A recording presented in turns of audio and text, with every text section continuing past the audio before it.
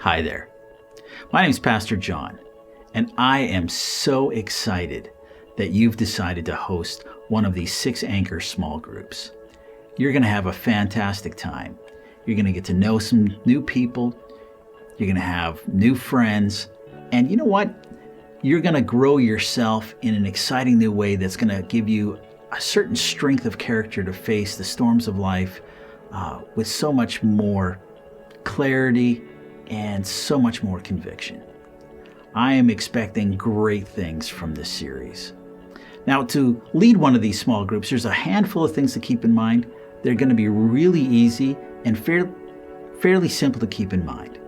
And here's what you need to do to be successful at leading a small group in your home. The first thing is invite lots of people. Now, it's a bit of a no-brainer, but the more people you invite are the more people who come. And the way you invite them is going to make a difference as well. The best way to invite somebody is to invite them face to face. Actually have a conversation. Tell them about what we're doing and have them come over to your house. Second best way would be to do it by phone. Talk to them, give them a personal invitation to come. Very ineffective ways to invite people is by mass text, mass email, mass Facebook. Those methods generally don't work that well. So I would strongly encourage you to talk to people personally and invite them into your home, because that's what's going to be happening. Second thing to keep in mind is when people are coming to your home, we'd like you to prepare a warm and comfortable environment for people to have discussions in. So in theory, you could have a small group discussion in your garage, but that's going to be a little bit cold and harsh. But if you have it in a nice living room environment, without very many distractions, with nice warm light, you know what? That just makes everybody feel at ease. Nobody likes sort of a harsh environment or something with a lot of distractions. So whether it's in a living room, it could be in a kitchen, might even be, in a nice quiet coffee shop. But choose a warm and comfortable environment for people to be in. Something else to do is prepare a pot of coffee. Maybe some cookies, just to be a good host. It's funny that just something as simple as having something to drink can just make the awkwardness of conversation go by so much easier. Now, we've all been in conversations where there have been awkward pauses, but when you've got a drink in your hand, it's funny, this is how it works. There's an awkward pause, you take a drink, and while you're drinking, you think of the next thing to say. Awkward pause gone, nobody notices a thing. That's why going out for dinner or for coffee can make social events so much easier. So just provide a little bit of coffee, maybe tea, a couple cookies. You don't have to prepare a big feast or anything like that, just to make people comfortable when they're in your home. Another thing you can do is warmly greet everyone who comes to your door.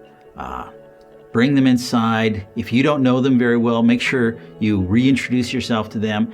And if they don't know everybody else who's in the room, introduce everybody to each other so everybody gets kind of a feel to who they're going to be with.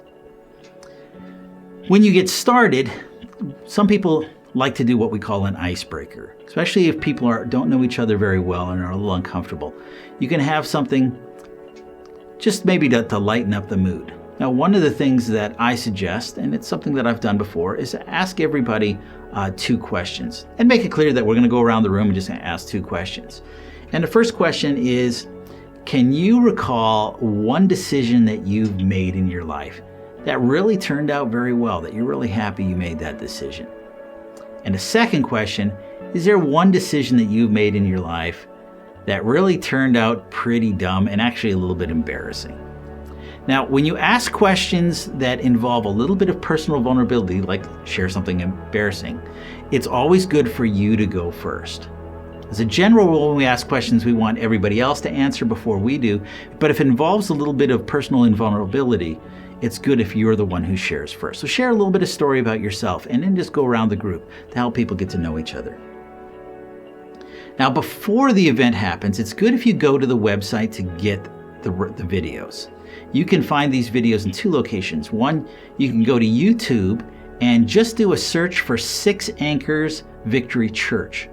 Or you can go right to our website, which is myvictory.ca. And then you can look for the small group and the 6 Anchor series.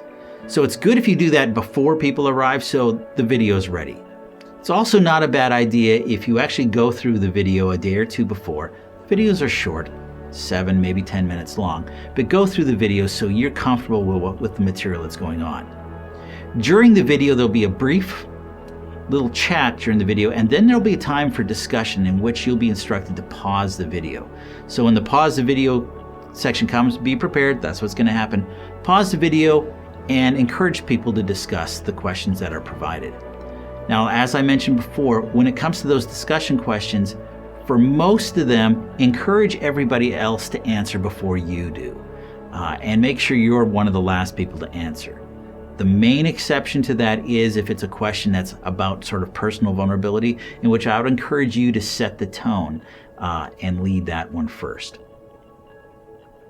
After everything's been done and you've watched your videos and you've had your discussions, it's not a bad idea to bring out the coffee and the cookies again.